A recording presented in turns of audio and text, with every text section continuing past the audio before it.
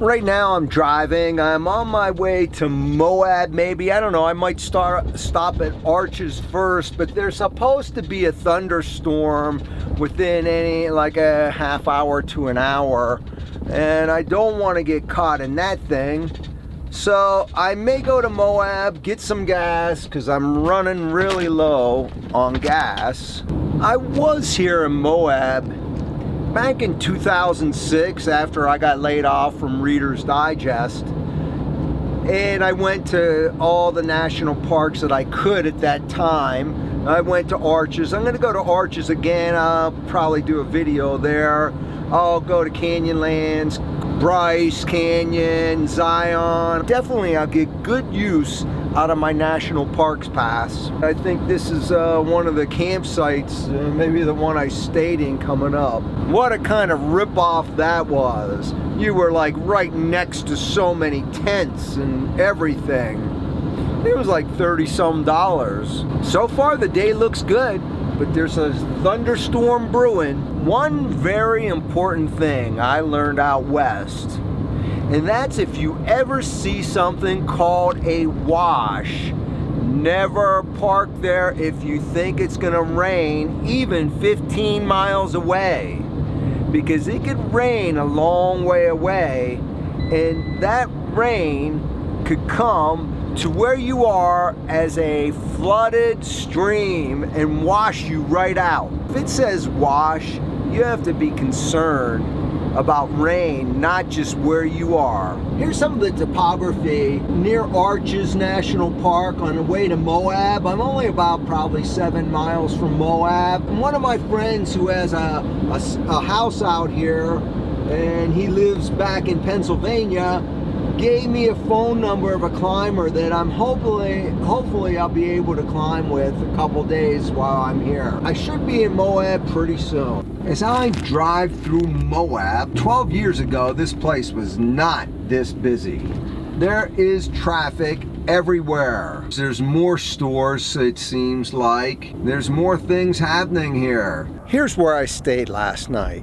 I'm on BLM land off of Route 191, just north of Moab in Utah. If you look around here, you'll see that it's pretty far out there. There aren't many things here. It's a lot of people camping in this spot, though. It must be very, very popular.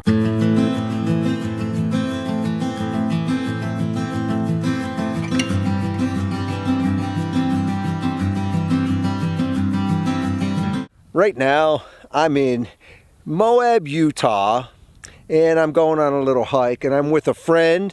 My friend Brent, back in the east, introduced me to Alan. Say hi, Alan. Hi, Alan. Hey. And I'm taking him down to Cane Creek. Anything else you got to say? Cane Creek comes out of the LaSalle Mountains, which are going to be covered with snow soon. That's about it. That's good. So we're going to be going down into this canyon. Alan, when we go down in this canyon, what are we going to be doing? We're going to probably see a bunch of really neat petroglyphs. All right. And some water. So this rock knocked this tree down not that long ago. Where was the tree? The tree was standing in the ground, and the rock must have been up there. So the rock fell from up here down to the tree, knocked the tree down. Yep. We'll call it Bowling Ball Rock. Good idea. So here's some petroglyphs right here. So Ellen just pointed out up here more petroglyphs. With a lot of anthropomorphs. Ellen, what's an anthropomorph or whatever? Say it for me, please. Anthropomorph. I can't pronounce it right now. And it's something that looks sort of human. Ah. And you see them all over the world, and you wonder, are they coming from outer space? Who knows? Maybe they are. Anthropomorphic. Anthropomorphic. Right, that's it. Whatever.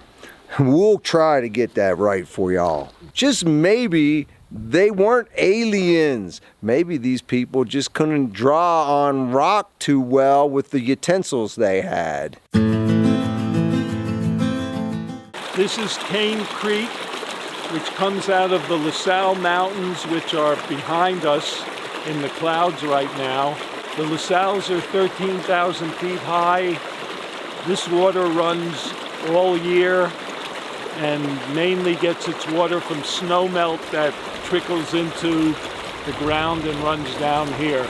Notice how clean this water is. It's not even muddy.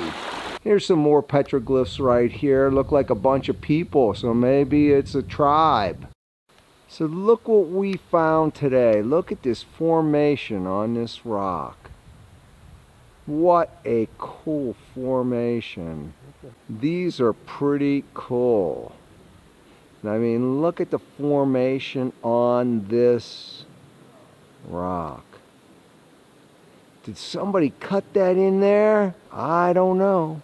What do you think, Alan? Well, I was raised as an atheist, but I always say, if you want to go and believe in God, come to Utah, because man did not make that.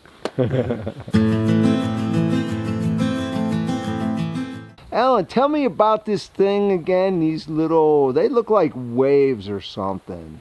So those were the bottom of an ocean at one point, and they were lying flat. If you could picture this turning 90 degrees so that those waves were facing up in the sky, and then eventually as the water receded, it just left this pile of mud and sand and turned into this rock.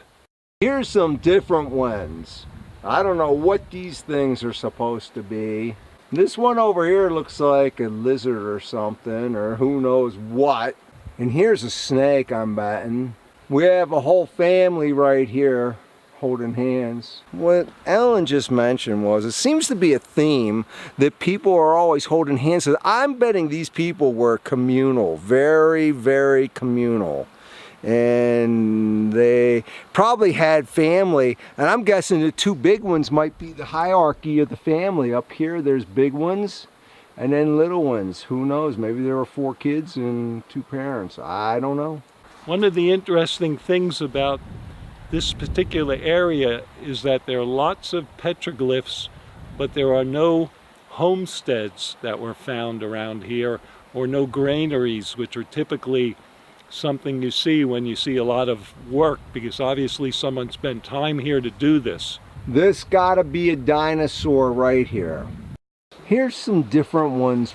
Here's a hunter and it's prey, and he's using a thing called an addle. Addle. A-T-L, A-T-L. Addle. Here's his formation from a little bit away. We'll call it the wave. This is definitely a bumpy ride. But this Jeep can do it, man. Wow. Yeehaw. There's some big rocks in here.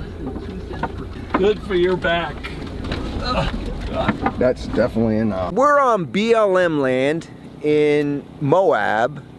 BLM road number 378 or whatever. I couldn't tell you. And I met somebody, about 5-6 days ago. What's your name? Bondi. So not Blondie, but Yeah. Bondi.